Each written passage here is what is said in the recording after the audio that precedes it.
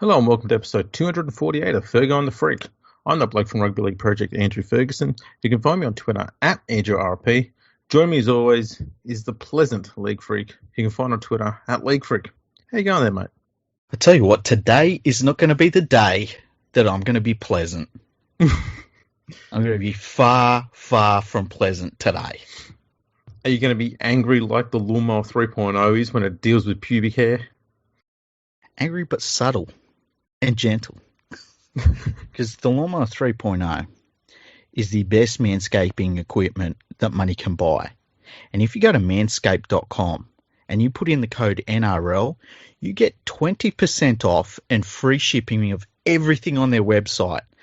You know, when you use Manscaped's products, you look better and you feel better and you perform better. It's just the way it is. So go to manscaped.com. The Lawnmower 3.0 is great. I personally say get the perfect package. Go for the whole shebang. Go and get that. Put it in your checkout. Put in the code NRL. 20% off, free shipping. You get a 30-day money-back guarantee, but you won't need it. And the thing about the Lawnmower 3.0, it's waterproof. It's got a light. It's fantastic. And it's got the charge that it keeps the charge forever. So it's brilliant. It will change your life. So go there, put in the code NRL, and support the people that support the Fergo and the Freak podcast. Absolutely. And I've got a killer segue. Shall I rip into it? Go for it. The Lawnmower 3.0 cuts hair quicker than the Super League cut the Toronto Wolfpack. Yeah. And that's pretty damn quick. You know, it's a... Go on. I was going to say, today the news came out that the RFL went to the Super League. Yeah, they went to a some sort of weird meeting where they and the other remaining 11 teams in the Super League competition decided to vote on the future of the Toronto Wolfpack and whether they should be allowed to be readmitted into the comp for next year. Mm-hmm. And Leeds, St Helens, and was it Wigan? No, Catalans. Leeds, St Helens, Catalans all voted in favour for Toronto to continue. And the RFL apparently voted alongside them. Mm-hmm. Robert Elston, I think he's the chair of the RFL or the Super League, which one of the two? Super League. He apparently voted against Toronto, along with the other clubs. And so with that, the final vote was 9-4 against Toronto, and they're gone. Yeah. And look, in a year where we're having to deal with the pandemic, and any team that is based outside of a country where the main competition is in, and it's the same thing we saw with the New Zealand Warriors, where they are outside of Australia, it's very, very difficult, just right from the get-go. Toronto had issues with the fact that, you know, the borders shut down, and then because they're a Canadian team, they didn't get any funding for the players and the staff from the government because they weren't a British team. They had to pull out of the competition. They had money issues. And, you know, I can't believe that British Rugby League overall has had this pathway in place for a club where they've said you can start from the bottom and work your way through and invest to become part of Super League. And they said, okay. And they got little to no support at any time. And they worked their way right through the system in a way that it was like a miracle looking at it from afar. And they established a supporter base in Toronto. They were actually on the news over there. They had a real buzz. They had a unique game day experience that local Canadian people were going to and were really excited about. And then they get to Super League, and there's a little bit of a problem with this season, which all clubs are facing, and Super League just cuts their head off. There is no way anyone is going to invest in British Rugby League going forward because there is no guarantee that no matter what you do, you will ever, ever, ever be welcome at that table. And we've seen it before. How many teams do we have to see taken over? Like Richard Branson used to own the London Broncos. Yep. Richard Branson. Yeah. Could you think of a better person to own the London Broncos? That, he found out. Then you got Kokash at Salford, Yep. who they screwed over again and again and again. British Rugby League is really, and look, it's not the I was going to say, look at all the times they've ventured into Wales. The Celtic Crusaders, another one. Wrexham. Yeah. They do not like outsiders. Gateshead. How about Gateshead Thunder? That was another fucking disaster. It's just, it is the worst place to invest. They've killed any sort of investment in rugby league in the UK. You wouldn't do it. And, they're happy. What they really want, and this is not the fans. I want British fans to know. I know it's not you guys, because I saw overwhelming support from British fans last night for the Wolfpack. Like, not even close. Yeah. I very rarely have seen them all pull in the same direction like they did last night. But the people that run the game, they, honest to goodness, just want it to be the old M62 competition. They want it to be Yorkshire versus Lancashire. They don't care about anything else. And they're going to be responsible for watching over the game die. It's really sad. It's the end. It's the end of the British Rugby League for me. They're still running the game like it's 1980 when it was on, still strong and going well. And you just can't be doing that anymore. You just can't. And look, the thing that gets me about this meeting is it's how weak-willed the actual, Super League was, because they voted in favour of keeping Toronto, which to me seems like a token gesture, because if they really wanted to keep Toronto, they wouldn't have allowed the other clubs, all self-interested in their own survival, to vote on Toronto's future, because you would know very quickly and very easily that none of those teams are going to be sitting there and say, yeah, let's keep Toronto in the comp. The fact they had three other sides say yes, I've got a huge amount more respect for those three teams for saying yes to that. I'm pretty sure it was St. Helens, Leeds, and Catalan, and I'm not surprised Catalan's there. France has a long history of being pro-expansion and promoting the game, so that doesn't surprise me at all.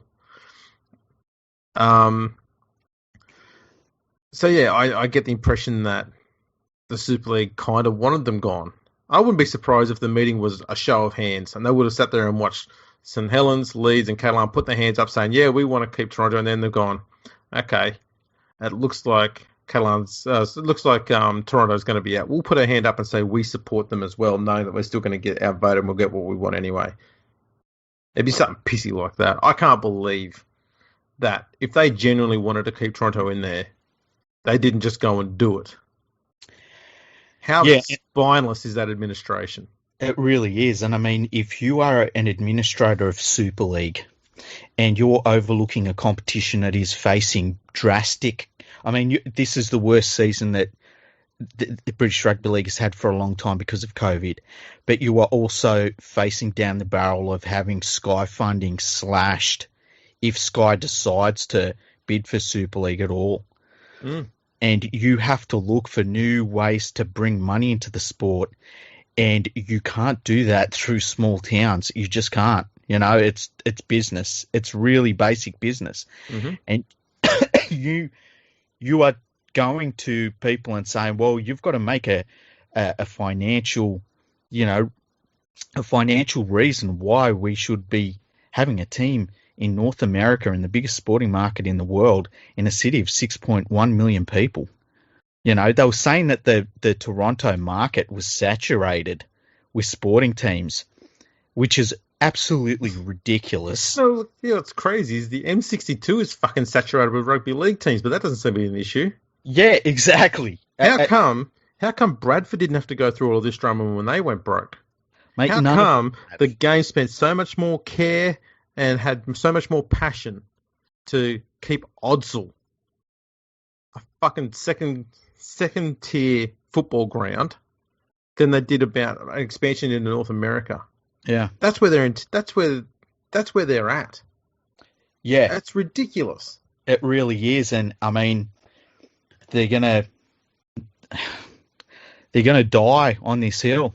They really are, because they're going to get less money. They're already you could already say that Super League's a semi-professional competition, because they removed the lower end of the minimum salary. Yep. For teams. So these squads are already running out semi-professional players. Mm-hmm. The salary cap is going to fall when the Sky money falls, if Sky comes to the table, as I said. Yeah. Super League is literally a couple of years away from being a official semi-professional competition, and it's all over. It's all over. And look, and I said this last night, if I'm rugby union, I just sit back for another 5 to 10 years, and then when the owners of these clubs, who their investments were shit all now, I just pick the teams that I want. I give them offers they can't refuse, which aren't going to be big offers, and that's it. It's done. It's all over, and rugby union they'll probably have the Leeds Rhinos. They'll probably have like Wigan. They'll probably have St Helens just for the stadium. They might pick at one of the whole teams, and that's it. It's pretty fucking woeful. I tell you what else is worse is that the Australian game made an error in the same sort of regard back in 1929 with glebe, where they let the clubs decide what would happen with glebe. And surprise, surprise, the clubs voted to get rid of glebe. Not all of them. I think a few of the newer sides voted to keep glebe in the comp. Mm-hmm. But self-interest took over, and from that point on, it was pretty clear that when it came to the future of other clubs, the game itself will decide, not the clubs. Yeah. And that's what's happened since. That was 90 years ago. Mm-hmm. And English Rugby League hasn't even drawn on that experience. And that was, Glebe they'd only had probably two, maybe 3 week seasons out of 20. Yeah. And they went, that's enough. And got rid of them. Yet they persevered with a team like Annandale for 11 years before they let them die. They had University in the comp at the time, who had been 1 year out of 10 being pretty much just whipping boys every year, and they kept them on for another 8 years. Mm-hmm. It was fucking ludicrous, and that's what this decision is. It's just a continuation of English history of getting rid of teams that aren't from England. And it's not even just England. It's like teams that aren't, But it's just consistently is teams that aren't from England, though. True. I mean, you think of they had Paris at one point in Super League, got rid of them.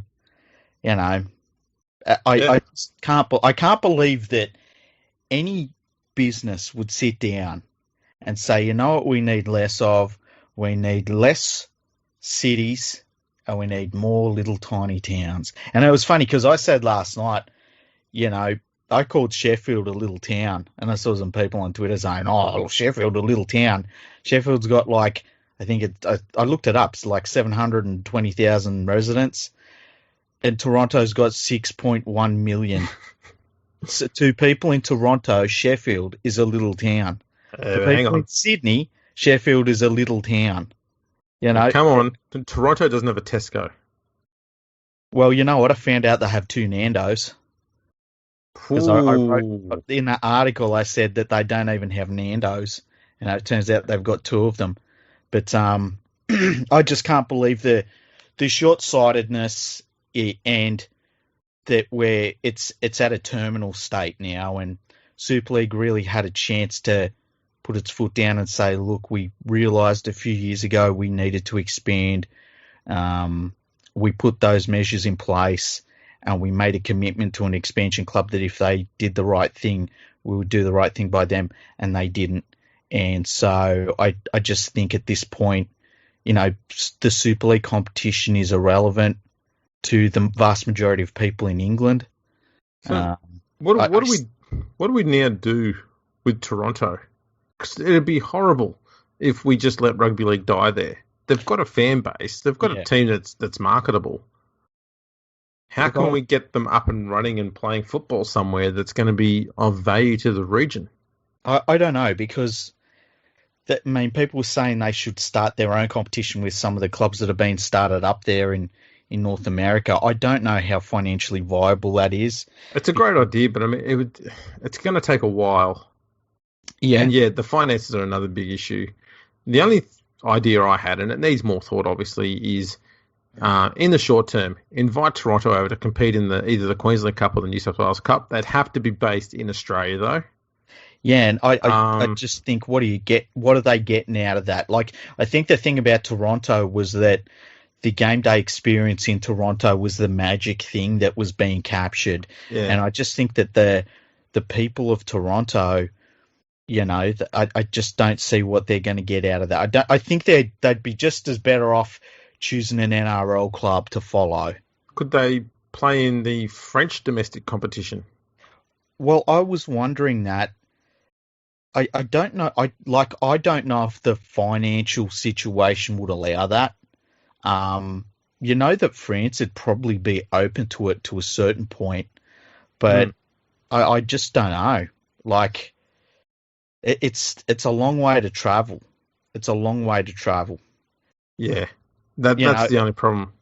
At least with when they could fly into Manchester, and get everywhere, because all of the teams are pretty close to Manchester in Super League, apart from Catalan. I would guess that it would be a little bit different for France. Yeah, although you just go a day or two early, fly into Manchester and get the train over to Catalan, I guess, or over to Paris. We're flying to Paris, and then get the train. I don't know. Logistically, it just sounds like a nightmare to me, hey? It does a bit.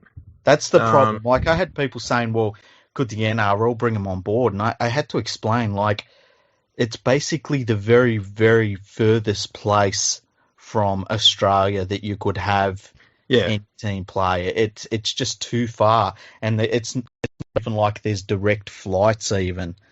It's just too far, unfortunately. Yeah, the only way they can be involved in the NRL is that have to be based somewhere around Australia, which then means that all the fans are not getting any game day experience. Yeah. The only way around that is to maybe have them play, maybe 3 or 4 teams that they play twice, and they play all of those teams at once in one big chunk, and all those teams go over at the same time to try and cut down on travel costs for both sides, I guess. I don't know. I don't know. I'm like you. I'm not really sure. I just can't see how it would work. Like, if I thought it could work, I'd be the first person to be like, yeah, we'll do this and this and this. But I can't see it working. It's just too far to Australia, unfortunately. Yeah. Like, if it was a Hawaiian team where it's 10 hours, I'd be like, man, they should be straight into the NRL immediately. But, I mean, I don't even know what the flight time must be from Toronto. I'm guessing it must be close to 30 hours. It really must be. Yeah, it'd be fair whack. Yeah. So while we're on Super League, with the coronavirus lockdown that's going on there at the moment, 4 weeks of lockdown, which will, in my opinion, it might make the numbers plateau. I don't think it's going to make much difference, to be honest. It appears the competition is still unsure whether it's going to continue or not, but then Hull KR come out today and said that they're not going to be competing anymore. Is that right? Well, it's funny because last night I said that the next team that would be screwed over would be the Catalan Dragons. And apparently Super League put it to Catalan that they needed to basically base their entire operation over in the UK as soon as possible, including their staff and everything. Now, Catalan was like, are you serious? And then the next day, Hull KR decide to come out, cancel the rest of their season, which means that the Catalan Dragons won't be able to hit that minimum requirement to be part of the final series over 15 games, yeah. Which means They can't make the finals. Standing on the ladder, they can't make the finals. So it feels very convenient. I'm not saying it was all planned or anything like that, but at this stage, it's just such a mess. So does Hull KR have to put in business plan as to why they should be allowed to continue in 2021? That's a really good point, Andrew. I'm sure they'll be fine. All these English teams. How many English teams have we seen fucking go broke during the week and play on the weekend? Yeah. Fucking ridiculous. It is ridiculous. The comp itself's a joke. Like I've said before, over the last 30 years, they've only had 4 different teams win the title. And if you go back to 1986, that's 5 teams. And 14 of 16 current NRL teams have won a title since 1986. Yeah. They've been slowly killing the game. But as I said, since they sold out to Super League, and to be honest, they kind of needed to because they needed the cash. But that's been the other thing, and been their mind has been, how do we make money as quickly as possible? And they don't want to invest much anywhere if they can help it. And it's cheaper to invest in some, Northern English town than it is to take the risk on a bigger potential market. Mm-hmm. So here we are. It's just an irrelevant competition now. Do you care who wins Super League? I don't know. It's either going to be Wigan, St Helens or Leeds. Yeah, who gives a shit? I don't think anyone genuinely cares that much about who's going to make the grand final every year in Super League, because you always know it's going to be one of those 3 teams, and that one of those 3 teams will win, because that's just what happens. Mm-hmm. And how can you get financially invested as a fan or as an investor into the game when the competition's almost a foregone conclusion and you can't buy one of those 3 teams that's the biggest chance of winning the comp? Yeah, yeah. Why would you? And when you get one of those people in there, like Marlon Kukash, the game just shits on him anyway. Treats them like garbage. Yeah, and like he's some sort of kook. Yeah, look at when look at all this. He wanted was expense to try and make the game bigger and better for everyone. Yeah, look at the billionaire. What does he think he's doing? We know what we're doing here in Northern England. We're all special in rugby league here in Northern England. It's a fucking joke. Such a fucking joke. And then you get like clubs that are trying, like in the lower tiers, that are like, we're dying. We need to make decisions. Instead of being Swinton, let's be Manchester. And their board members get death threats over that sort of shit. Yeah. It is absolutely outrageous how poor it's run. And at this point, I think you could scrap Super League and just start again with fresh teams in cities. And you would end up with competition that was...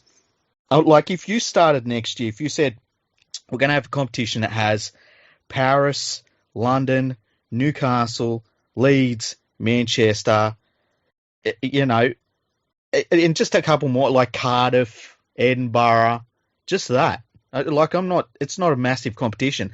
Make it semi-professional.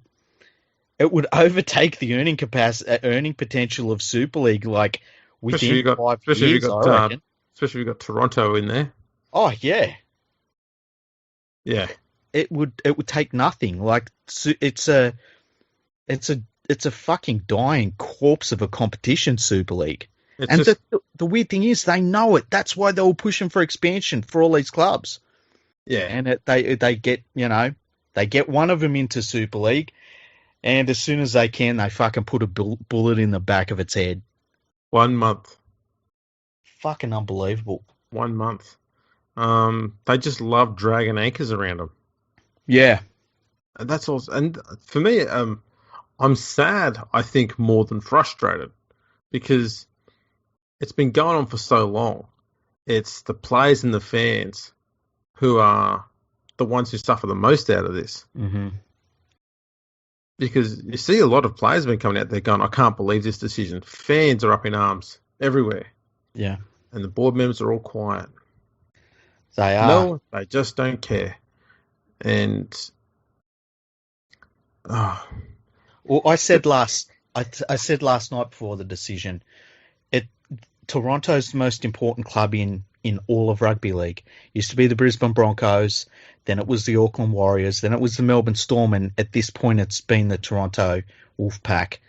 And the reason that they were so important is because this was a decision for Super League to come out, and they were either going to say, we want to step into the future of sport, we want to be bigger than we are now, or they were going to say, no, we had a little taste of that, and we don't want that. We want to recede.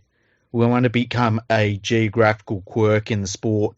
You know, I said last night it was like it's like going to a steam train museum. You know, that's what going to a Super League game is going to be like. It's nice, it's nostalgic, makes you feel nice, but you go home in a car, you know, you jump on an electric train and go home, and there's a reason for that, because the rest of the world moved on. It's progress. It really is. And they decided to vote against progress, against going forward, against something exciting that the game over there desperately needed. And they chose the path of becoming irrelevant. And it's really sad because, you know, British Rugby League is going to die really quickly now. It's going to happen quick now. And it's something you could see coming from a long, long, long way away. And no one did anything to stop it. This year's been a horrible one. And it's easy enough to sit back and say, but COVID. But seriously, COVID was just, all it did was hurried up the inevitable. Yeah. You know, we had that stupid deal with the pizzas. Ridiculous. You know, the drama around Toronto, this stuff with Hawkeye, which is directly impacting Catalan. You just know that what they're going to do, okay, is that next year they'll more than likely go, right, we're going to have a 14-team comp next year, and we're going to bring up 3 teams. And one will be Toulouse, the other 2 will be 2 other English teams. And then they'll just sit on that. And promotion relegation will keep going, and you'll get more teams that get relegated and go broke, and other teams that get promoted and struggle, then get relegated and go broke. And the system is designed to kill clubs. And it's slowly doing that. I think what they'll do, I think there's 2 things they'll do. I think they'll either bring in Whitehaven, or they will decide to cut back down to 10 clubs. And no TV rights deal worth its money is going to be interested in that thing if it's only got 10 teams in it. Yeah, I agree with you. I agree with you. And I just think, whatever they choose now, like, what can they possibly do to go to a broadcaster now and say, hey, we've got a good deal for you? You know, they've got fucking one actual city involved. One fucking city. The rest of them are little towns. And it's like a broadcaster can't even say, well, you know what, in the future, we'd like you to get some fucking cities in there, man, because they're the big financial centres. They're the big media markets. We want your teams in the big media markets, because they know that's not going to happen. You know, they're going to get they're going to get like the sorts of deals that you expect fucking ice hockey in the UK to get. Yeah. Because they've decided to go to that level. Exactly. And the big problem they're going to face now is, because the money's drying up there, it means players are going to get paid less, which means NRL clubs are just going to look at them and go, what sort of players can we get here to bolster our squad, knowing we can get them on the cheap? Because we can bring them over here on minimum salary, and they'll be earning way more than they get over there on whatever salary their clubs will offer them. Yeah. So and you could offer probably someone who's a fringe test player 150 grand a year Australian, and they go, fucking pay increase. You're getting someone who's almost an international level player for one of the top 5 test nations, or maybe top 10 top nations. And you're getting them for 150 grand a year, whereas those sort of players should be 3, 4, 500,000 a year. Oh, and by the way, your salary is guaranteed. Yeah, like you'll get paid no matter what happens to the club. Not that anything will happen to the club, because the club gets supported as well. Yeah, This This is the other thing. I don't get how the English Rugby League has never looked at how the NRL's run and thought we should try and copy something of that.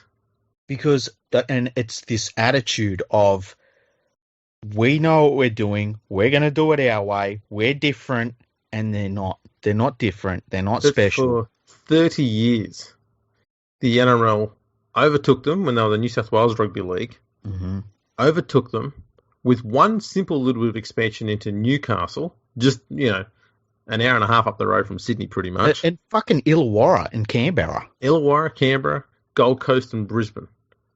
They didn't expand far, but that was enough to make them jump ahead of England. Then they expanded to North Queensland, Perth, Auckland was massive. And not only did bringing Auckland to the comp help expand the game to another country, it also made that other country better internationally as well. Because they were below England in the early 90s. And now you look at them, even New Zealand's worst team is still better than whatever Great Britain can put together. Yeah, and, can you imagine if we had still the same teams that we were playing with in 1980? Like, a rugby league in Australia would be stuffed. Yeah, it would be a relic. And the game knew that. I mean, in the 70s, we had Kevin Humphreys talking about a Super League then, about trying to get the game exciting, and, there was talk of mergers and having teams in, representing different areas and condensing it so you could expand the competition further. That was talked about in the 70s. And that's the problem, is rugby league in Australia has constantly thought about how can we grow our market, how do we make more money, etc., etc. And England has always been about expanding might cost too much money, let's not do it. And then instead of taking the risk on trying to find a way to make expansion work, they find any opportunity they can to prove that it can't. And so they'll bring a team in, and before it gets a chance to be expensive to them, they cut them off and say, see, told you it wouldn't work. Yeah. They underfund it. Yeah. They make them, they make these, they'll set up this environment where this team has to basically rush through, spend as much as teams that have been around for 100 years. And these teams, they scramble, they try, but it's like it's a losing battle. And the other thing is, it's a lot of these expansion clubs, they keep being run by English people that have ruined other clubs, and they ruin one club and they move on. They ruin another club, they move on. It's just sad. I've been really gutted about it all day. I was very angry about it last night on Twitter. Today I've just felt sad about it because it's I really do feel like it's an end for a lot of reasons for the English game, and and they chose it, so you can't really do anything about it. It's not like it's something that happened to them. They chose it, so good luck to them. They're getting exactly what they want, and they will go through exactly what they want to go through, and The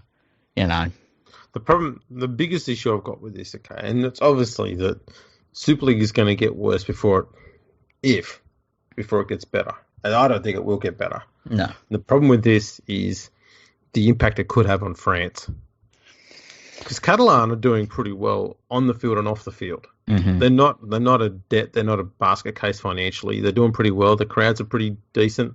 Mm-hmm. They're winning games. I mean, if you go just on competition points alone, they're in the top 4 on the ladder at the moment.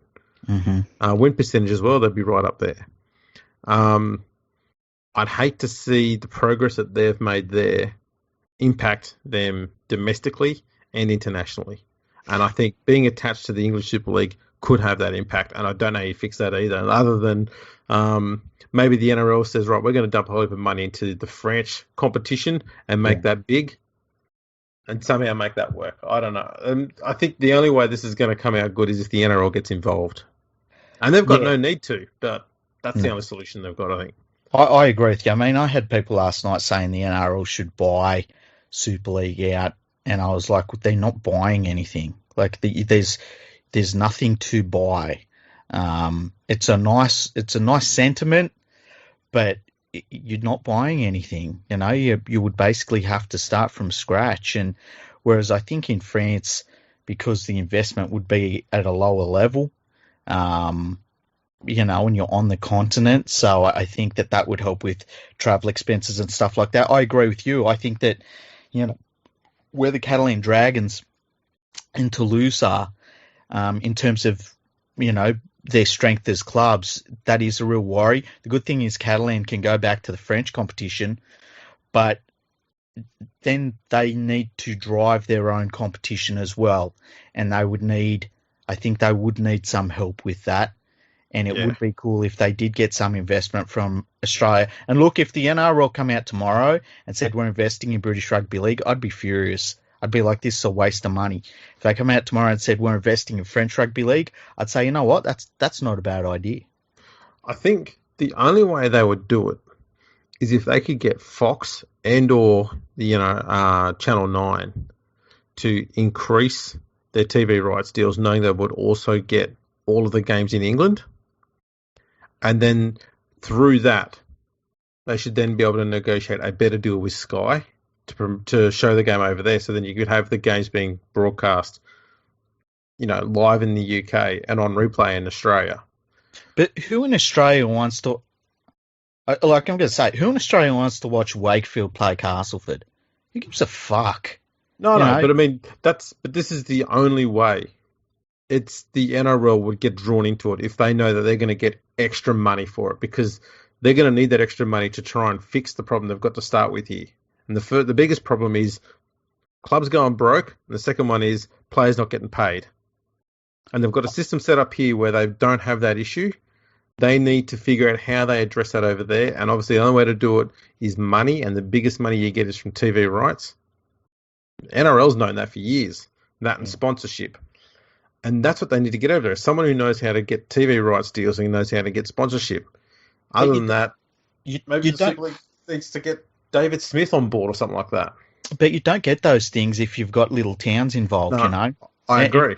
If I'm the NRL, say the NRL comes to me and they say we want to have a English competition, I wouldn't even look at Super League. I'd say, well, I'm going to need a team in London, a team in Birmingham, a team from Leeds, a team from Manchester. I'm going to all the big media markets. I'm not looking at where, you know, footy's been played for 100 years, because those fucking places aren't doing the job. You know, I'd take their three big teams: St Helens, Leeds, Wigan, and then you'd build around it, because you go, right, we've got three dedicated fan bases there, and they're successful teams, and they're not financial basket cases. Let's work from that. And then, you bring in those teams you mentioned. But I think the way to do it is to also say, right, this is the teams we're going to have in year one. Year two, we're going to expand it to this. Year three, we're going to expand it to this, and et cetera, et cetera. Have a clear plan set out. Yeah. And also include a team in Toronto, one in the US, one that they're going to look after. Try and get one in Ireland, one in Scotland, that sort of thing. Try and get the game further abroad than the M62. You can have a few teams from there, just like we've got a few, people will say too many teams in Sydney, but you need something around your heartland. You don't need to have the whole competition being in the heartland, but you need to have some there, because that's where the majority of your fan base is. Yeah. Maybe add a team from Hull. Merge Hull Car and Hull FC and just have one team out there. Something like that. And then get rid of the promotion relegation system, because it just kills teams. It doesn't make the competition stronger or better. No. 30 years and only 4 premiers is proof in the pudding that promotion relegation does not work. It may be great for the EPL. How much money does the EPL go through a year?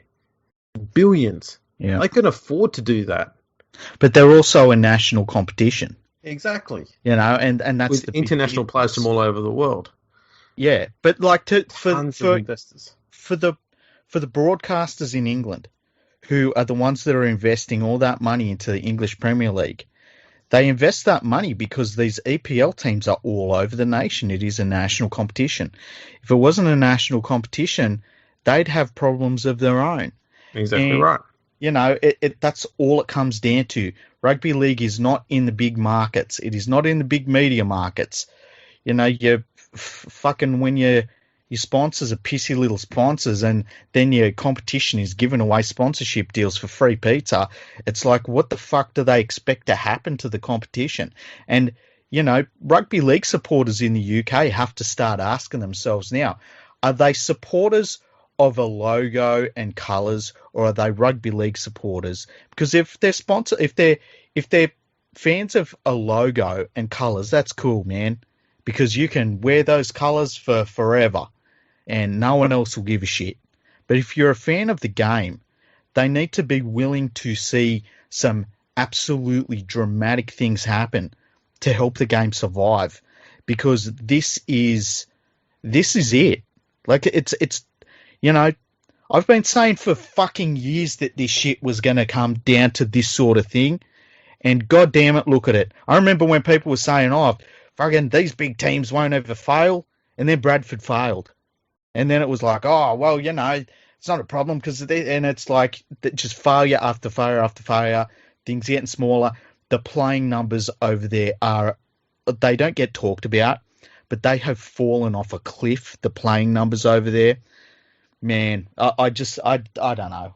I don't know that you can recover it, especially when the administrators just don't want to do any work to build for the future. And it's like, that's cool. They don't want to do that. That's great. No worries. The fact that the top tier competition has done nothing but shrink in team number size for years, and yet they keep flogging them even harder and harder every year to play more and more games.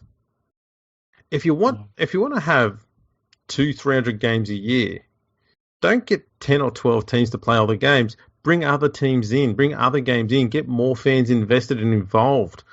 You know, that's the simple, obvious way to go about it. In Australia, we've found 16 teams is best.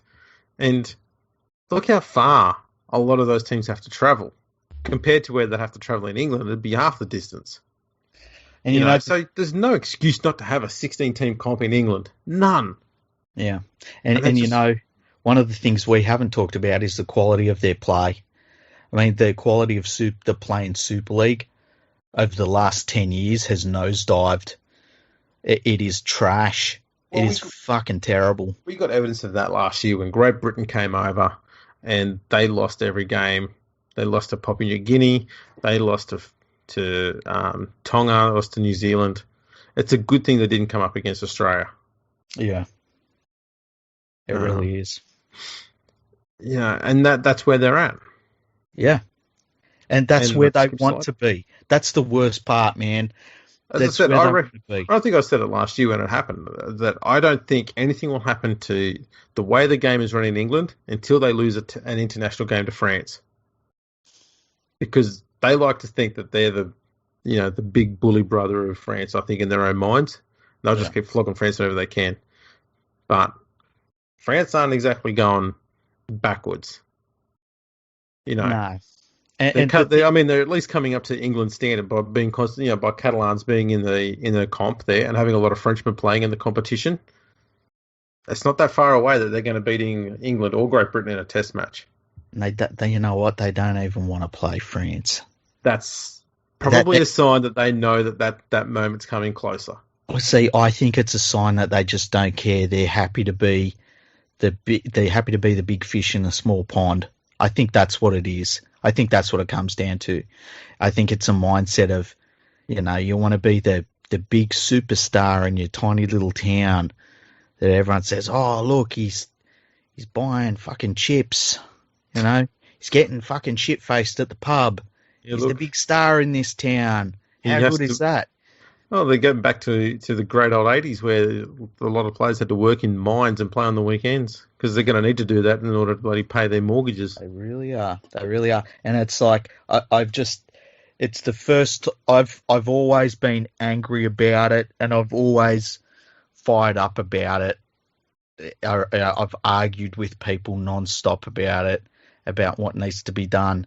And this is the first time I'm like, I've thrown my hands in the air and it's like, that's fine. Okay, then. It's really weird. It's a weird feeling because I just don't care now. I really don't care. If that's where they want to go, that's cool. I won't pay any attention to it. And most people won't. Most people in England don't pay attention to it. It's not like I'm special, but that this is what they want, and they'll get it. And the rest of us will keep playing rugby league, and it'll be a weird part of rugby league history when you kind of have to write out British rugby league from its future. I'm just looking at a few stats here. Yeah. So in 1988-89, they had 14 teams in the top comp. Yeah. All right, 30 rounds. The average crowd back then was 7,301. Mm-hmm. And last year, 12 teams, 29 rounds. Average crowd was 9,379. So the average crowd's gone up by 2,000 in 32 years. Yeah, I remember many years ago now, when where are they from? The Tigers, the rugby union Tigers, Leicester Tigers, and their crowds were starting to creep up towards the bigger Super League teams at the time, and I remember a lot of English fans saying, "Oh yeah, but their crowds are smaller. Their crowds are smaller. Their crowds are smaller." And you used to say, like, their international crowds are massive. But eventually, they're going to build these club crowds up. And one day you'll be saying, oh, but they're only as big as our clubs and our crowds.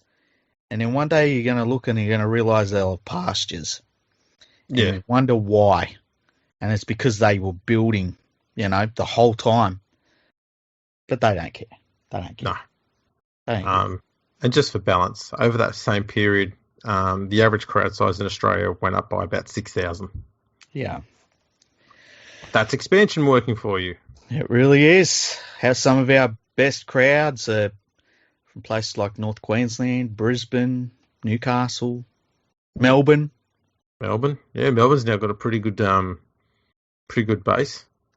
Yeah, really, really good base. You think their average crowds are now sitting around 17,000, 18,000 every year. Yeah, it's just disappointing, because we're rugby league fans, and look, if the biggest rugby league competition in the world was in fucking Uruguay, I'd be happy about it. I don't care where the game's played. I don't care where it's at its biggest and strongest. We've stayed up till 3 and 4. We've stayed up till 3 or 4 in the morning watching Germany playing Netherlands. Yeah, we stayed up watching some other game last year that was being recorded or being filmed on a fucking mobile phone. Ireland versus Spain. That's the one. Yeah, we're rugby league fans and we want the game to prosper. So to see the second biggest professional competition just, decide to fold up its tent and sit in a shivering cold until it dies of hypothermia, it's fucking sad. It's depressing. Yeah. Because everywhere else in the world, the game is building. Mm. But in England, it was I'll say it, the other day, I said it was plateauing. It had been. Right now, it is going downhill. Yeah. How can you plateau for fucking 30 years and not think that there's something different needs to happen? Yeah, and when you plateau for 30 years, you're going backwards. You are. You are. It's the nuts thing is that the average Super League crowd last year is only a little bit higher than the average NRL crowd this year, and we had several rounds, dozens of games with crowds of 0. Yeah, yeah. It's disappointing. It's so depressing. It is because it's so important. That English competition is so important to growing rugby league throughout all of Europe. So vitally important. You've got all of Europe on your doorstep. It would not take much effort whatsoever to help build all of that up and have a dominant northern hemisphere game throughout all of Europe. Mm-hmm. and it should all be done through a English base, just like Australia's been the major base for the growth of rugby league in the Pacific. And instead, they're insular and they're backwards thinking. They're not thinking about how do we promote the game. You know, the biggest thing they had was inviting a team from Serbia to compete in the Challenge Cup a few years back, and getting Toronto playing in the competition where they're happy for them to play in the lower grades. As soon as they got to the top division, it was like, they started to fail. Oh, we don't want them around anymore. Now, I've got one other thing about Toronto for you. Okay. That's not to do with the RFL. Okay, that's good. What happens with Sonny Bill right now? Because didn't he get, didn't he have some sort of investment or shares or something like that in the Toronto club as part of his contract? I don't know if he had shares in the club. I know that he basically becomes a free agent immediately for next year. He said that he's going to, because he needs neck surgery, and he's going to make a decision after that. I have a feeling he's just going to retire, hey? Or become a boxer, which is, I mean, that's celebrity boxing. That's Same not thing. boxing, you know. Same thing. Yeah. You never retire from boxing. You just keep going around and bash some other old bloke. How about Paul Gallen is going to fight Mark Hunt? Mark Hunt, he's a former kickboxing champion from many years ago, actually. And how many years ago? 10. What would I think Mark Hunt would be 42, 43. Yeah, okay. But for a UFC fighter, that isn't as old as what it would be for a boxer. But he's definitely at the end of his UFC career. But he can, he is a murderous puncher. Right? Like murderous in the way of has walked away from many opponents before they've hit the canvas because he has knocked them the fuck out. If he puts one good shot on Gallen, he I would be really worried about Paul Gallen's health. Like Paul Gallen is going into the ring with a guy who is a legitimate knockout artist, and I wouldn't watch it, but I'm hoping to watch the replay. Has this Mark Hunt ever taken on John Jones? No. Do you see where I'm getting at there? Hang on. There's Mark Hunt fought John Jones. No, he hasn't. See. He's a heavyweight. He's a legit heavyweight. He's way bigger than John Jones. Yeah, that could be a problem. You need to have some experience against someone who pisses hot. He's fought. Mark Hunt has fought the best heavyweights, most of the best heavyweights. Anyway, he fought Brock Lesnar. It was a big fight, Brock Lesnar and Mark Hunt, and Mark Hunt lost, and then Brock Lesnar pissed hot, and because he'd come from the fucking WWE straight to the UFC again. Yeah. I've seen the articles. Vince McMahon has said very clearly that they've got a stringent, I'm using air quotes there, stringent drug testing policy there. Well, no one's on steroids and stuff like that in the WWE. What are you assuming here? It was crazy. I know, right? But anyway, so Mark Hunt sued the UFC. I think he's still in the process of that legal action. So, but yeah, Mark Hunt, he's had some awesome knockouts. I hope he fucking knocks out Paul Gallen. I'd like to see Mark Hunt have a trial boxing match first with Barry Hall. Just as a warm-up. That would be like... But that would be... I don't think that would get sanctioned, hey? Well, Barry Hall versus Paul Gallen got sanctioned despite it being... they had to change the rules to suit Barry Hall because he's an old useless sod and he couldn't fight a full 3-minute round, so they had to make the round shorter for the poor old dear. Remember when... and he still only come away with a draw. Remember when Mark Guyer fought Jacko Jackson? And that was glorious. That was so funny. That was when a legit fighter took on a bloke who talked a good fight. Yeah, that was a dude that can fight versus a talker. Yeah. And oh my god, that was poor AFL types. I feel like that's one they never got over. Oh yeah. and they were really hanging their hat on Barry Hall fucking up Paul Gallen, and they had to change all the rules to suit Barry Hall, and the best he could do was come away with a bullshit draw. Yeah. Which no one would believe. Like, you watch that fight, there's no way Barry Hall did that well. So I'd like to see him up against Mark. I reckon that'd be an interesting one. That could be a warm up one. I'd like, because Mike Tyson is fighting Roy Jones Jr., which, I don't know what Roy Jones Jr. is thinking. Like, Roy Jones, I used to pay to watch every single Roy Jones Jr. pay-per-view. I used to watch all the Mike Tyson ones as well, but Roy Jones was much more active at the time.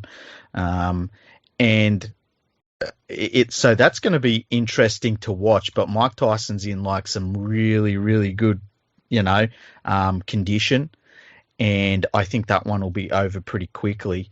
I'd love Mike Tyson to just turn around and realize he could make a few $1 million, fill up fucking Parramatta Stadium, and just beat I would love to see Mike Tyson say, I'll fight Sonny Bill Williams, and then I'll fight Paul Gallen on the same night. How fucking gangster would that be? That would be pretty good. That would be the shit. Tyson is...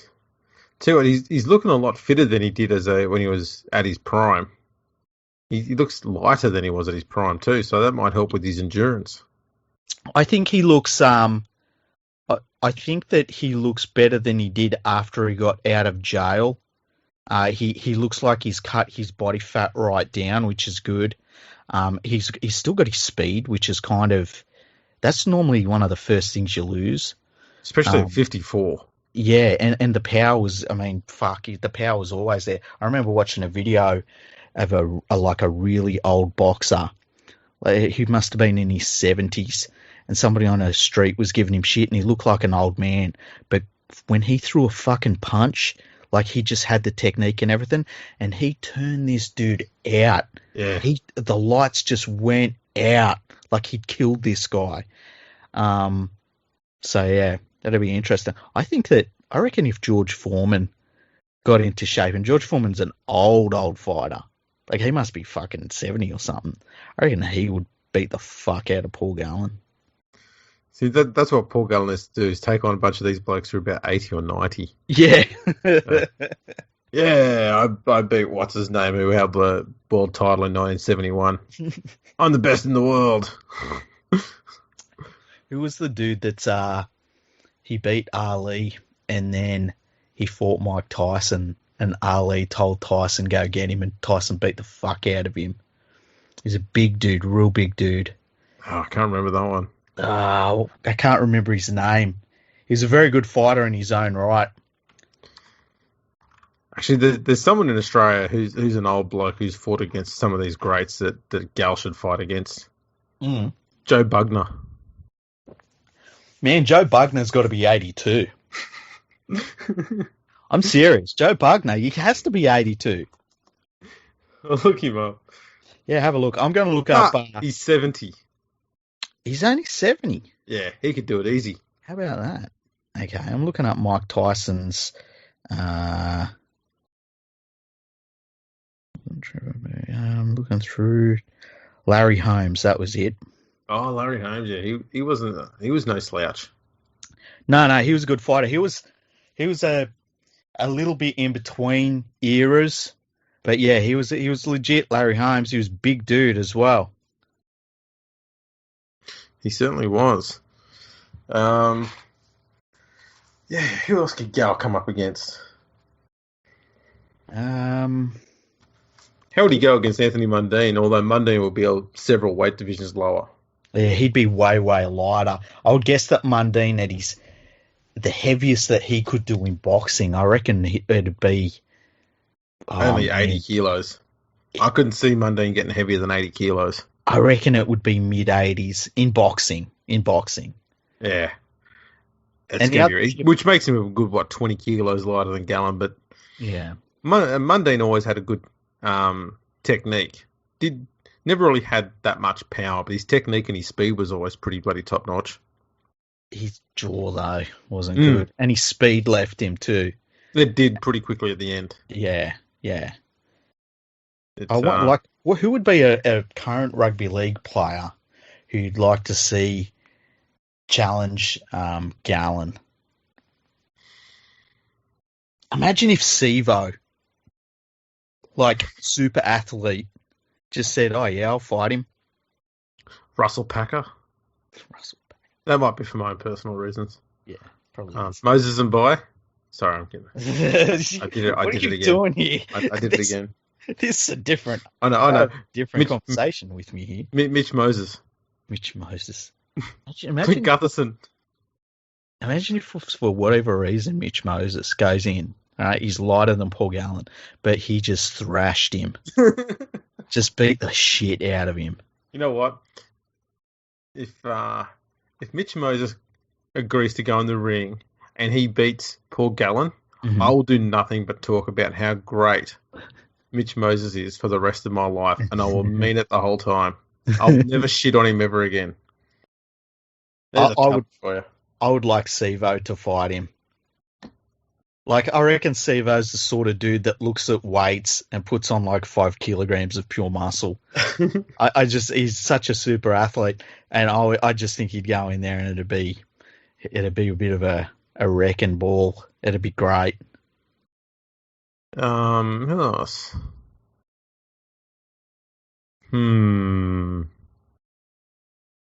George Burgess.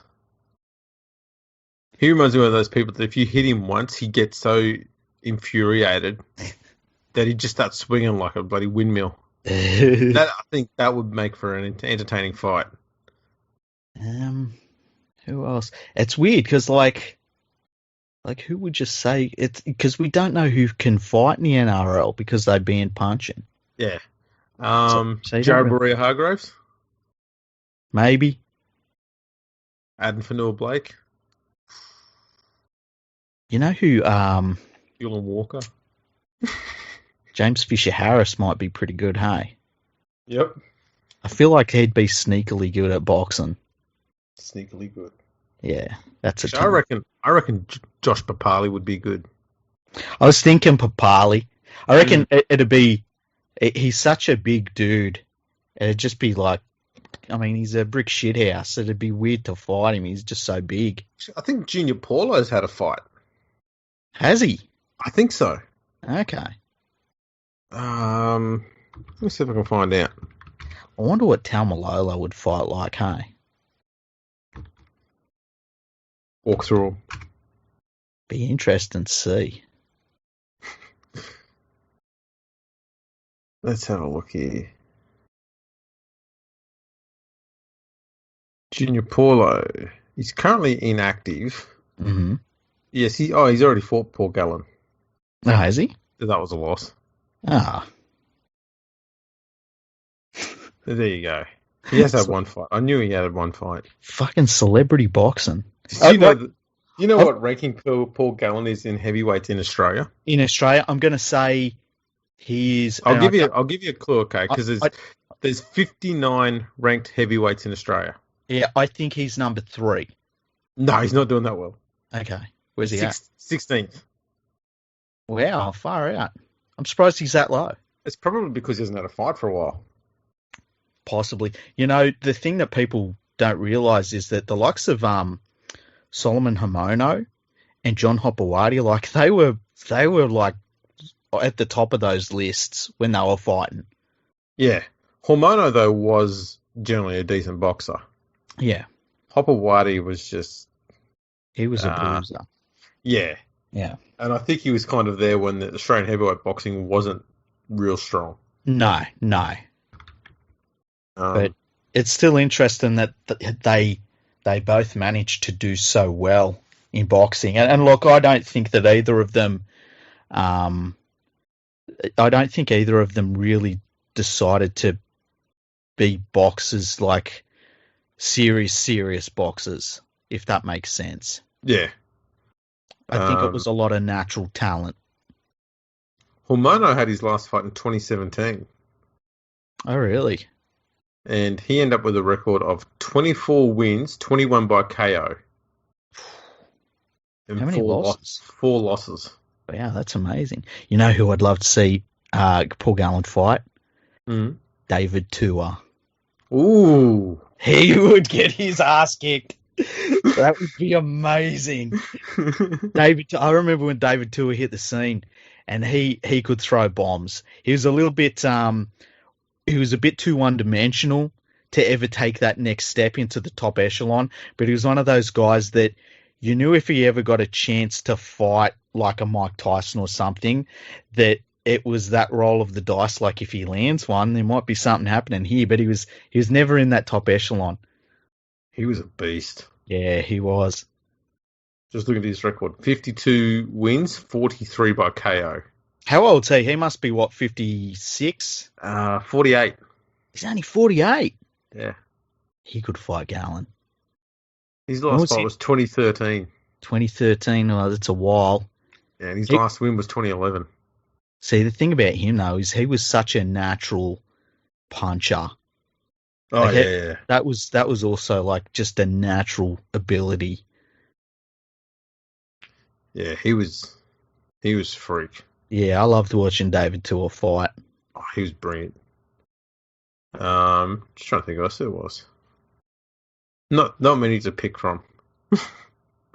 No, not in this part of the world, hey? Has Gallen fought Anthony Watts? Remember, Anthony Watts thought of himself as a boxer. Actually, given Anthony Watts got his ass handed to him by Robbie Farah, maybe Gallen needs to take on Robbie Farah in a fight.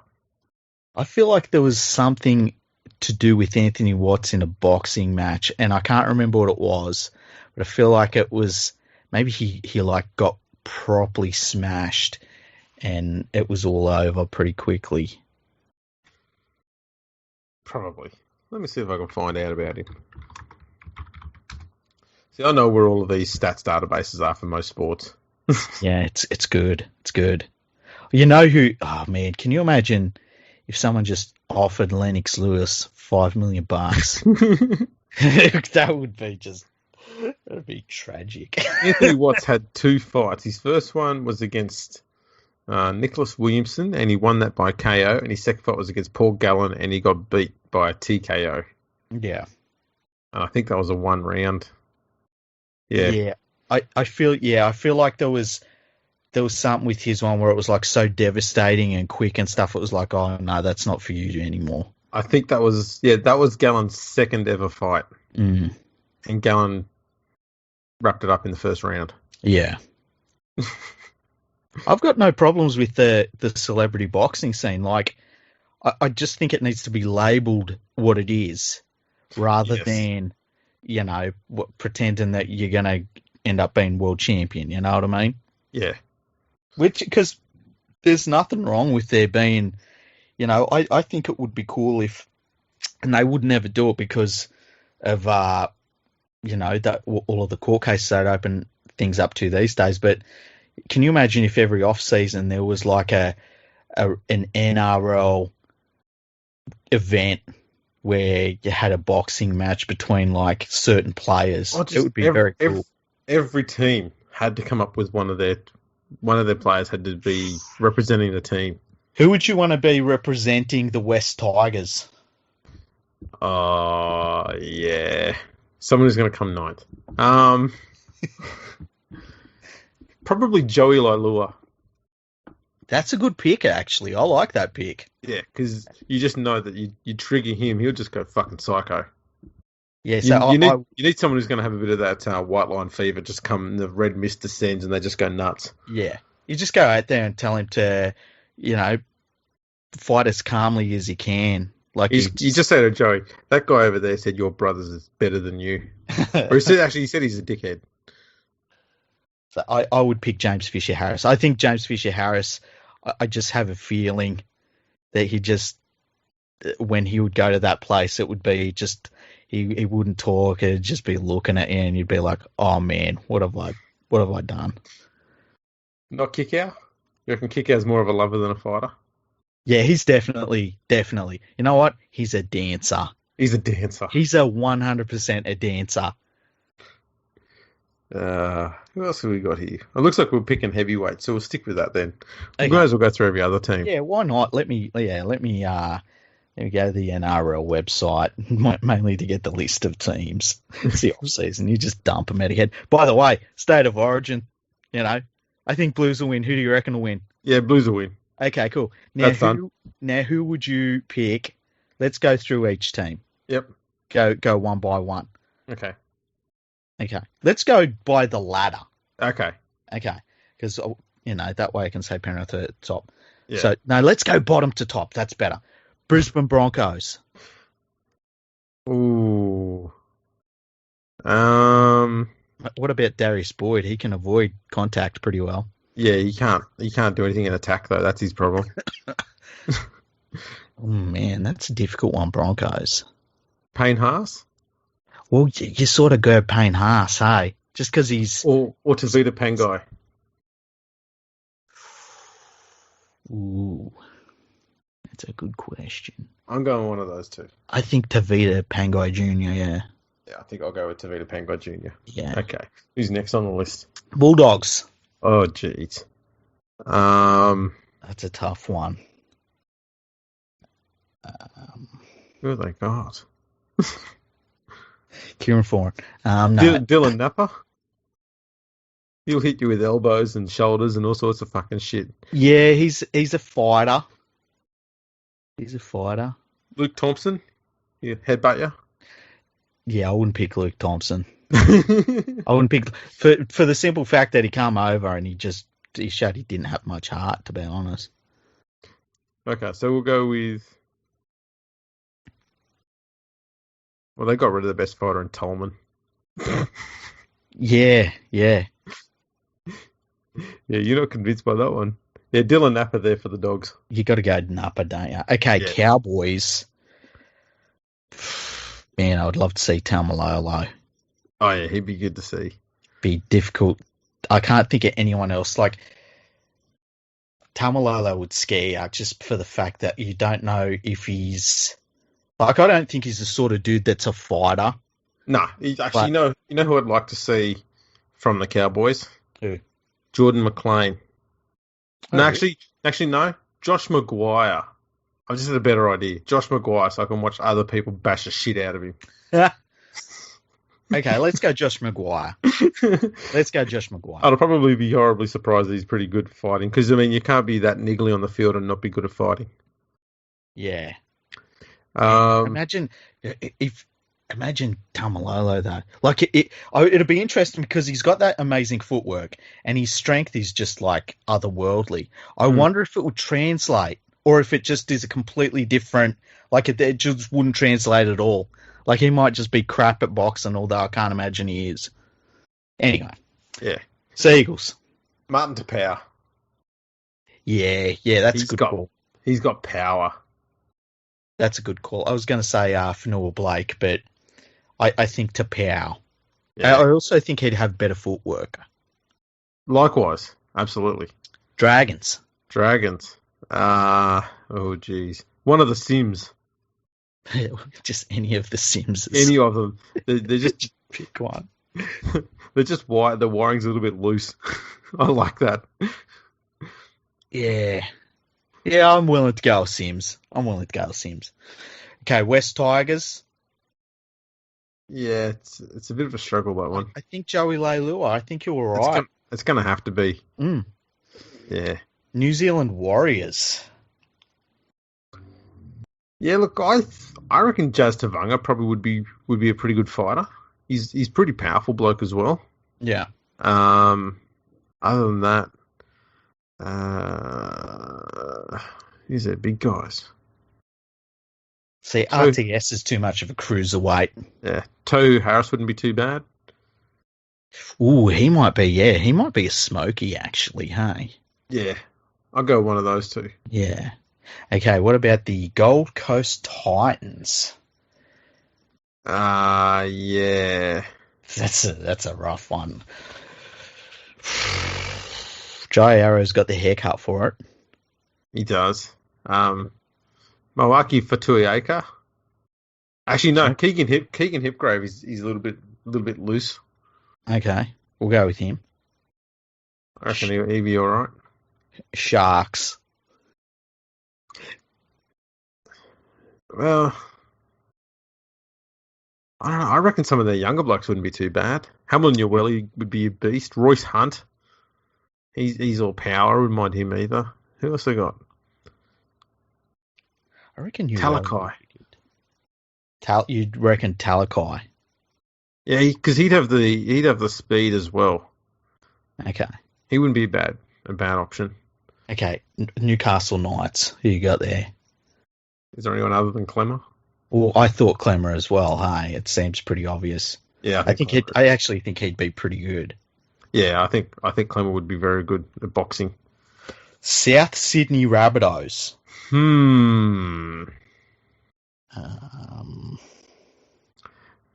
This is a trickier one. Yeah, it is. I mean, they're forwards. Would you get Tom Burgess in there? I feel like Thomas Burgess is a bit too nice for boxing. I really do. I really do. Not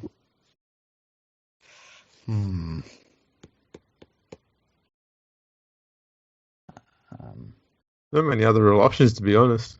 No, there's not. Tavita Totola. You know, it would be interesting to see how what's his name? James Hooper's favourite player. Oh, Latrell. Yeah, it'd be interesting to see how Latrell went. Oh, he could throw him. Yeah, I reckon he'd go close to being heavyweight. Hey, just because he's so I remember seeing him in the Test match last year, and I was shocked at how big he was. Yeah, he's a fucking big dude. He might go close. Yeah. Okay. Raiders. Papali. Hard to go past him. Yeah. Roosters. Yeah. I agree with you, Jared Waerea-Hargreaves. Yeah. Yeah. I think he'd be better than Sonny Bill Williams too. Oh, 100%. Eels. Well, we know Junior Paula has had a fight before. Yeah. He's one of my favourite players, hey. I love watching him play. He's amazing. I'm so glad that he's playing Origin. I'd like to see Ryan Madison do some boxing training just to watch him cry because it gets too hard. Oh, shit. Oh, man. Why can I smell the ocean? Oh, wait, that's salt. It's too hard. He hit me and it hurt my eye. Okay, the storm. Felice Kafusi. Or such a massive unit, hey. Yeah. I got that Tino Fa'asamalui. Yeah, the dude on his way to the what's it called? To the Titans, yeah. Yeah, one of those two would be pretty good. And Asifa Solomona. Well, Asifa Solomona is probably the one I'd go for. Yeah. I reckon they go pretty well. I think Asifa Solomona had a practice overseas last year, didn't he? Allegedly, goddammit. What about a Smokey? Kamikamitha? Yeah, I reckon he wouldn't be too bad. He's a fucking giant. He is. And then Penrith. And Penrith, well, we went with Fisher Harris, didn't we? Yeah, I just got a feeling about Fisher Harris. I don't know what it is. I think it's the Mount Druitt shinning. I really do. You just get a feeling about some people you know. Absolutely. You've seen him on the main streets, you go, yeah, he's got what it takes. He can handle himself. That's the ones that don't talk you got to be careful of. Yeah, that's true. Like the loud ones, fucking yap. It's the ones that are quiet. Yeah, they're the ones that will do some damage. Yeah, they're the scary ones. Well, there we go. We've been through our celebrity boxing. Yeah, we've done well tonight. I think we've covered a lot of issues. We have covered the important issues. What are we going to do for State of Origin? Are we going to jump on after the game? Yeah, we can do that. Yeah, I reckon that's what we should do and have a little chin wag about what we've watched. Are you feeling the Origin hype? No. neither am I. I had to be reminded today that Origin's on tomorrow night. Yeah, it's weird. Look, and it's understandable. It's a weird time of the year. They haven't done anything wrong, but I don't know. I'm just not feeling it. Maybe it'll be different when the game's on. I think it's just because we're not used to it. Like usually when we see a grand final, we're going, okay, nothing happens now. Maybe an international, but it's time for cricket. Yeah, and I don't think people really understand. Like any overseas listeners, like it is like a switch flicks. Yeah. And even as rugby league fans, you and me, it's like footy season's over, and the international rugby league games are like this really nice bonus. But it's a different feel we have about the drive about the footy at that point. Unless it's a World Cup, then it's a bit different. Yeah, that's right. But yeah, we're pretty good with our routine. So to have Origin at the end of the year, it's sort of unexpected. Even though you've been told it's going to be the end of the year, you're still going, it just feels a bit wonky. Yeah, it does. And so in mine, and because it is November, like usually the whole season's wrapped up by now. Anyway, even most of the internationals are done by now. Yeah. So we are literally going. Cricket's on now. Speaking of cricket, just quickly, Shane Watson has finally retired from T20 cricket. Wait a minute. He's challenging that decision. Is he? Yeah, he's challenging that decision. Okay. Unbelievable. No, he's out still. He's still retired. Good. Keeping up. It's good to see he's kept up his form there. When I saw he retired, I was like, holy shit. Am I stuck in 2014? I was like, is he still playing? Yeah, what the fuck? Yeah. Apparently he's been playing over in the IPL and has been gunning it over there. Who knew that being able to spank a ball around for about 4 or 5 overs would be his absolute strength? But there you go. Bowling short, wide shit at 120 k's an hour. Who would have thought that'd be useful? But there you go. How the fuck you play Test cricket's got me, but there you go. Can I ask you a question? How do you feel about cricket these days? Because I used to love cricket. Like when I was younger, I used to be one of those people that I would like talk about, who Western Australia would have batting fourth. Like I was that into cricket. I was never more into cricket than rugby league, but as you say, it would get to summer and you'd just switch to cricket, I used to be able to say who the top, 15 players were for New South Wales. I think what we had though, especially during the 90s, we had so much depth in Australian cricket. Yeah. We could have fielded probably 3 international sides, and they would have been the 3 best international sides in the world. Yeah. So it was easy to remember them because you pretty much have, international Australian players either from the one-day side or the Test side playing, several of them in each of the states. Yeah. So you'd know who is from which state and all that sort of stuff. Nowadays, that depth just isn't there. No.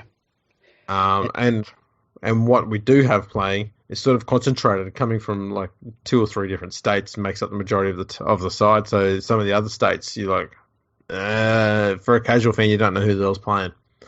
And the other thing for me too is the cricketers just seem like a bunch of douchebags. Well, the problem I find is I really genuinely hate T20 cricket. Yeah, so do I. I think it's trash. It is. For me, there's no skill in it because you just bowl erratically and no one can predict what's going on. Yeah. And the batsmen are just swinging wildly at everything and it takes all the skill out of it. And then you bring the boundaries in a fair way. So that makes it easy to hit boundaries. Everything's just done to help the batsman. Yeah, it reminds me if you had a competition that was just penalty shootouts in soccer or rugby union sevens where it's just shit. And they've got no shelf life. Yeah, I think for me, the penalty shootout in soccer is pretty much the best comparison, except instead of having one person taking shots at the goal, it'd be 2 people at the same time. Yeah. And the goalkeeper is just in there going, what the fuck? And they get to kick one ball, but there's 3 balls lined up. So it could be any two of the 3.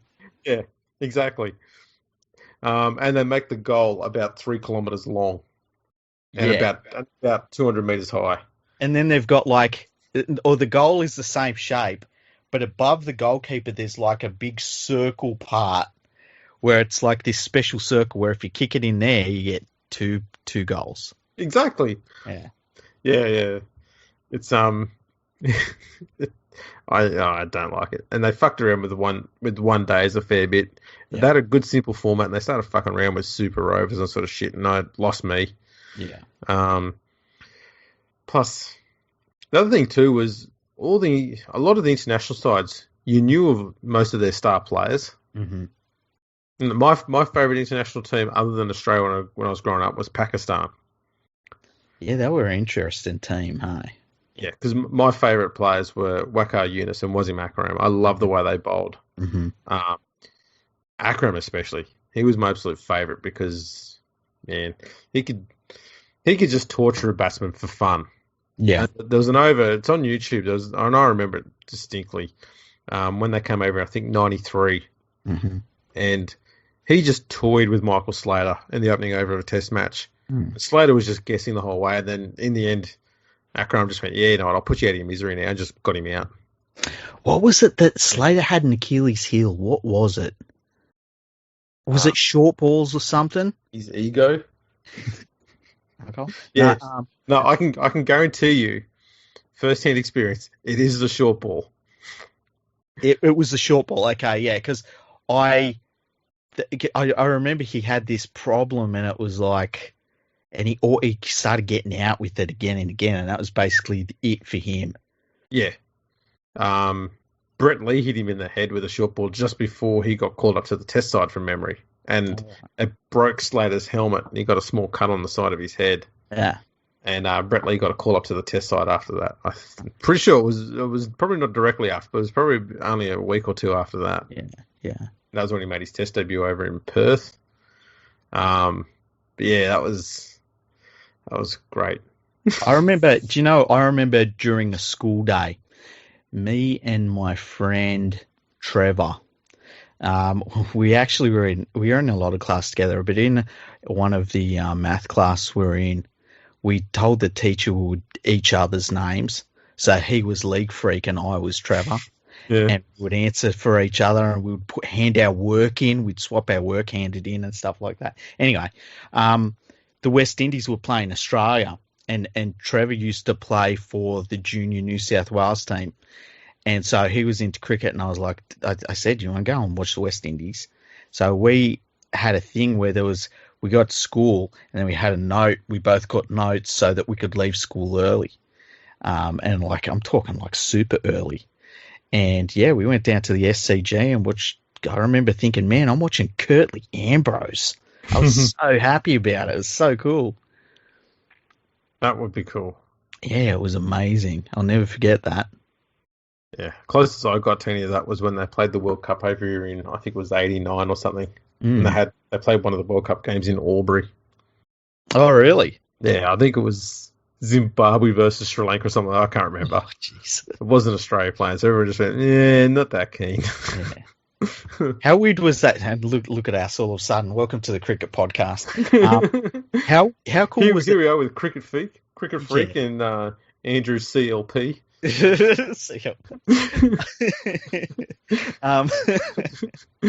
That year that Sri Lanka come over, and they put out the wicket keeper, and I think it was one of the bowlers or something, or an all rounder. They put him into the top of the order. I was like, oh, they're trying something different, and they started thrashing. It was like, oh, what's going on here? And it was like you saw the start of Sri Lanka all of a sudden, just out of nowhere, become one of the top one-day teams. It was so cool. Yeah, that was pretty awesome. Oh, well, there's some cricket memories for you people. Yeah. Remember Ratatunga? He used to get right up to the Australians. Big fat dude. He was great. And then Inzamam ul Haq, he was good. Yeah, he was good. He just loved running people out. And then I tell you what, Murali, he was the best pitcher I've ever seen. He's the only person who managed to make an umpire famous. I know, right? Daryl What's his Hare. name? Daryl Hare, that's it. Daryl Hare, the poor bastard. Yeah, because he called him out. No balling for chucking. Yeah.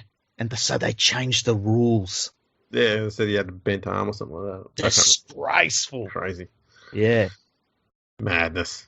That, you know what? They said something like, it was something along the lines of, they said in real time you can't actually tell if someone's bending their arm a certain degree. And then they did like these slow motion videos for Murley where it was set up, not in the game, like just like practice nets, where they were like, look, and his arm doesn't even stretch out that far. So then no one was allowed to call him for chucking anymore, and he chucked his way into the record books. The thing is, I think because he was a slow bowler, they went, yeah, you know what, he's not endangering anyone's life. But if someone came in and they just started pegging the ball in at 180 k's an hour, they go, yeah, we need to do something about this guy. Yeah, there's been a couple of Australian bowlers like that. I think Shoaib Akhtar got pulled up for throwing. He did, yeah, he did. There was an Australian player, I can't remember his name. In the past. I forgot his name.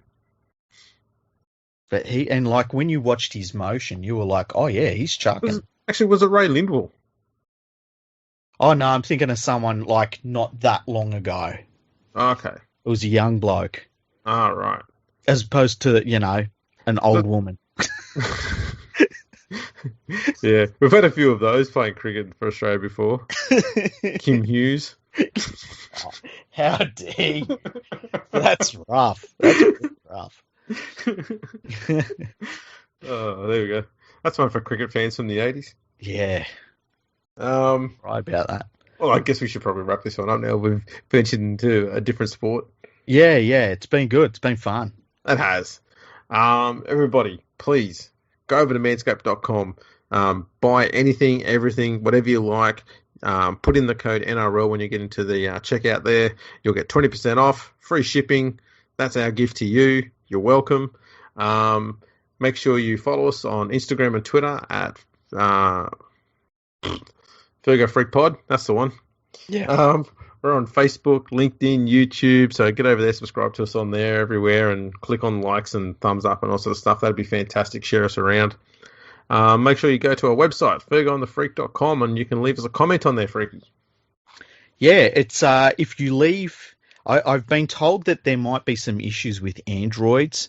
So if you can't leave a message via Android, try it on a laptop or something. Or you can write. Send us a letter. Send us a letter, yeah. Imagine that. Imagine the sort of things that people would send us. That'd be weird. Photos. Hey? Photos. But yeah. So go to the website, go to the contact part, get on your laptop and use it. Absolutely. Because I've got to sort that out. I think something's going wrong. So, yeah. Too easy. Make sure you leave us a 5-star review and we'll read them out on the podcast. And love them. Was there anything else? That's pretty much it, isn't it? That's the lot. That's the lot. Origin. Next time you hear us, we'll be talking about State of Origin and whatever's left of English Rugby League. Yeah, we'll go on a day-by-day moratorium of it until it actually dies. Yeah. We'll count down surely. the numbers. It's down to 10. Yeah. They've already got rid of 2 teams this year. 10 to go. Yeah. Expansion. It's great. Yeah. Alrighty. Thanks for tuning in, everyone. Catch you next time.